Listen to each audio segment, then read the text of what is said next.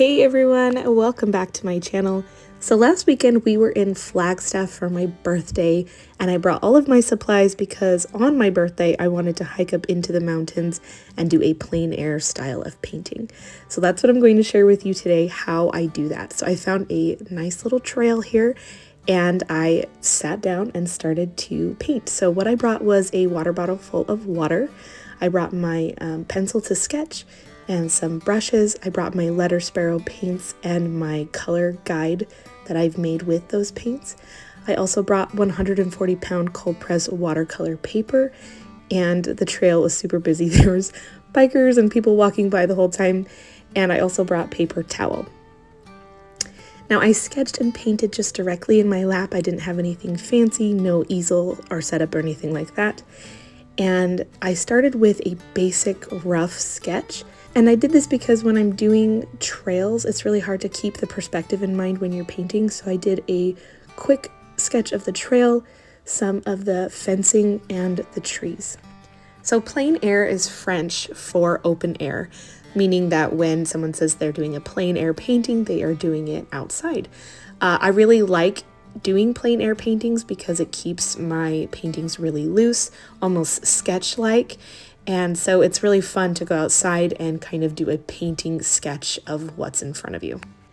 In watercolor, we always start with our lightest colors. So in looking at my landscape in front of me, that would be the sky as the sun is starting to set. So I'm doing some washes of bright yellow and orange and just kind of splattering it around so that I can begin to lay my base layer. And then you can see I'm mixing green to start adding some green into that wash as well. And I think I used almost every color except magenta from this palette. I love to color mix, if that is not apparent to you by now. And while everything is still wet, I'm dropping that color into those washes I had already laid down because it's going to represent the blending of greenery and light that are coming through the trees. So this initial wash, this initial layer that we're laying down, once it's dried and we can add more details on top, all of the layering will make sense. So this initial first layer is going to dry really light and it's just going to be a very light, nice background. So I'm just getting some textures in, some of that bright greenery yellow feeling as the sun is hitting some of those green areas. Now I've grabbed some of this color, it's kind of a burnt umber color for the trail. And I wanted to keep the initial brown color of the trail really light.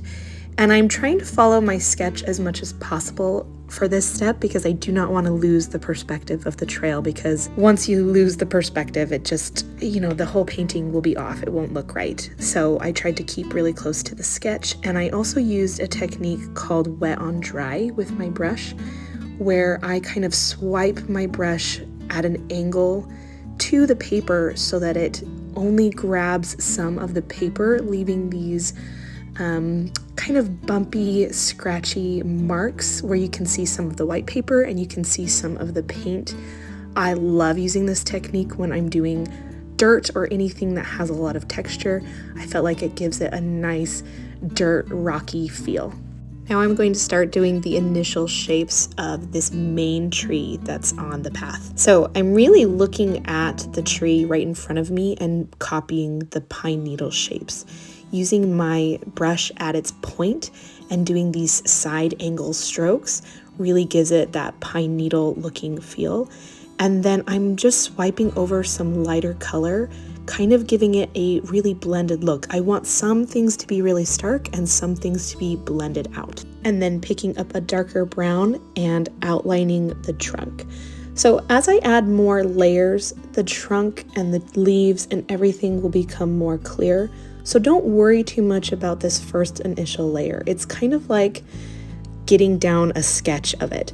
So I'm doing kind of a rough outline, leaving some white space so I don't lose any highlight, but I'm not worried too much about the finality of it because as we add more layers, it will come together, everything will look a little bit better.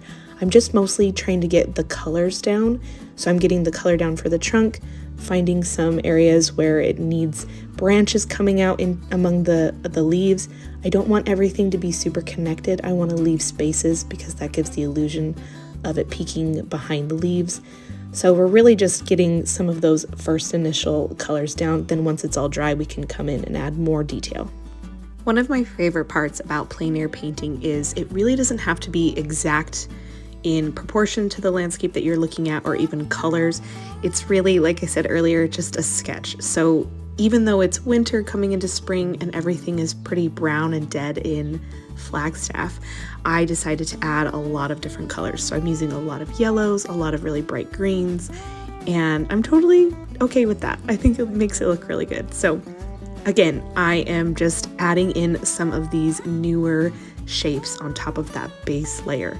So now that the base layer has dried, I'm just looking at my landscape and thinking, okay, what's the next layer? Kind of that mid layer where we're adding some of those mid-tones, and I'm starting to see more of the shape of the trees. So just jumping back and forth between this main tree on the right and some of these smaller trees on the left. So the brush I ended up using throughout the entire painting is the Polina Bright Mop Brush size 3. I didn't know when I started that it was going to be the only one I used, but because of the really fine tip, I was able to do the small detailed parts of the painting, and also using the body of the brush, I can do those bigger swipes like I did on the trail. So here you can see with this pine tree, I did some of the more distinct features, and then I went through with a little bit of water and kind of blended some of them out. So it really gives a nice effect of everything kind of blending back into the background. And now as the pine needles are starting to take more form, I'm adding more detail into the base of the trunk, just kind of outlining more of where it is, leaving some gaps in where I'm painting the trunk of the tree so that it looks like there are leaves in front of it. And then just outlining while I'm using certain colors, and as things start to dry, adding just detail here and there. I very much tend to jump around paintings to make use of the color that I have on my brush. I try not to hyper focus on one part of the painting because it can tend to be overworked that way. If you paint a certain part of it and you're not sure what to do next, my best advice is to just let it dry, because usually everything looks better once there's another layer on top of it. So that's another reason why I skip through the painting, is once I'm not quite sure what the next step is on one section of the painting, I go to the other side.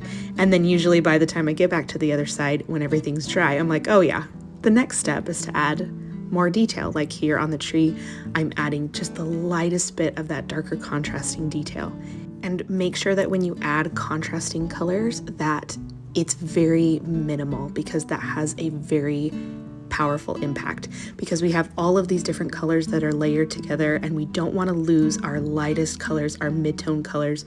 And when we start adding those dark details, the tiniest bit goes a really long way. So in every painting, there's a focal point. And one of the main focal points of this painting is this very large tree that's right at the corner of our trail.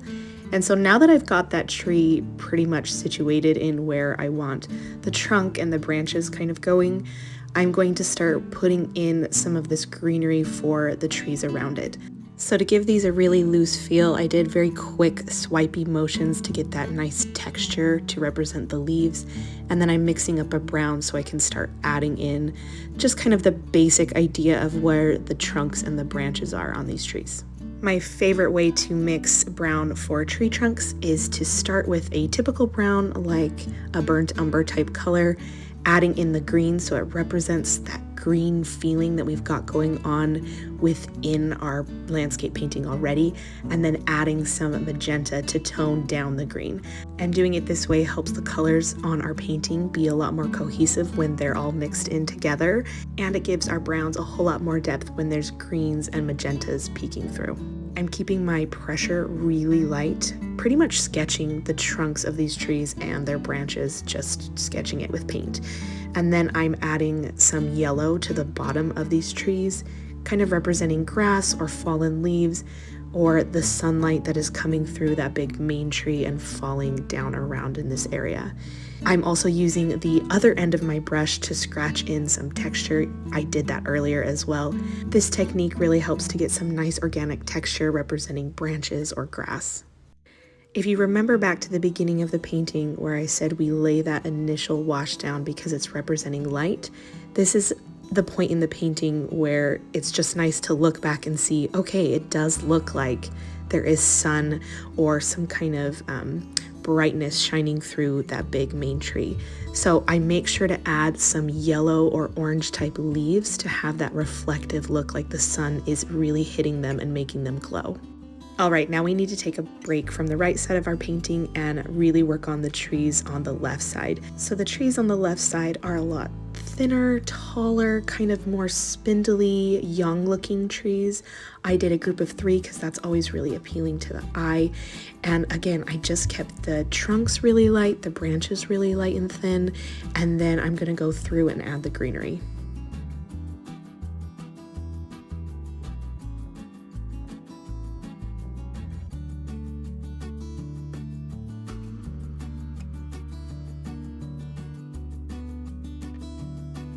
I'm using the same type of strokes as before, and remember, I'm starting with lighter colors first. We can always go back in and add the darker colors for contrast when we're done. I'm keeping these strokes super light and kind of sparsed out.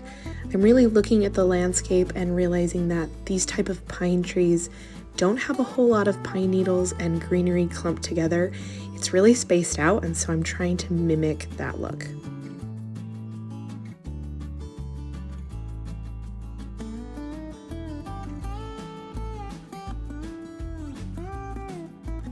So to mix up a nice dark green for this contrasting color, I'm using a dark blue, a deep Viennese green, and yellow to get that nice deep color for contrast. And really, the mid-tone color that we've already laid down for the pine needles need to be the main base of the shape of our pine needles. When we're adding contrast, we just do little tiny bits.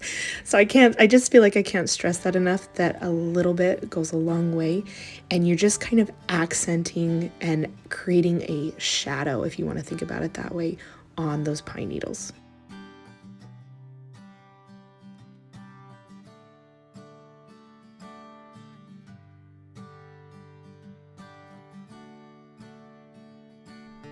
Now we really need to beef up the color in our main tree because we've lost the color as it's going upward to all of the pine needles, which is totally fine. We're just going to add a darker brown by making sure that the brown color has a lot more magenta in it, so it gives us that nice rich kind of mahogany color, and just outlining that trunk that we already have down, but it just needs that nice dark accent. I'm also adding some of the tree branches as well and adding a little bit more color to our other trees on the right side. So now we need to focus below the trail so that we can bring the eye down the painting and create some texture down here as well.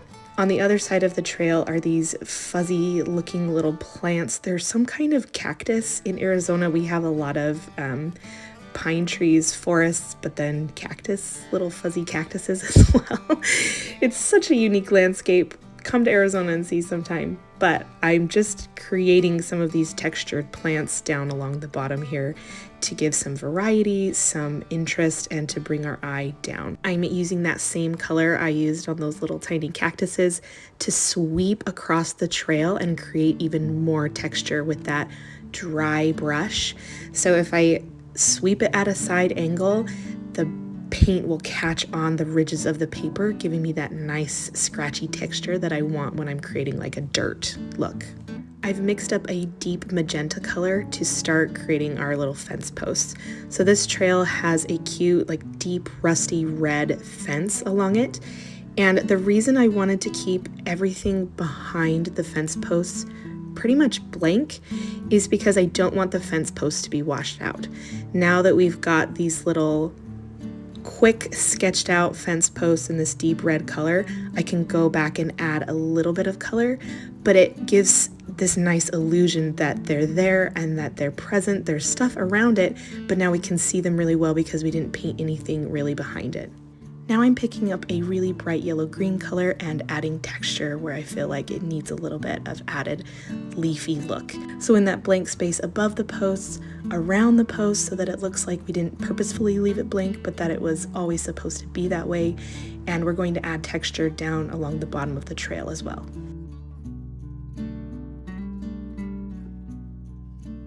So for this finishing touch, I wanted to bring that same yellow that was kind of highlighted in the trees down to the trail so it looks like the sun is hitting that as well, but keeping that same texture so it looks like the dirt path.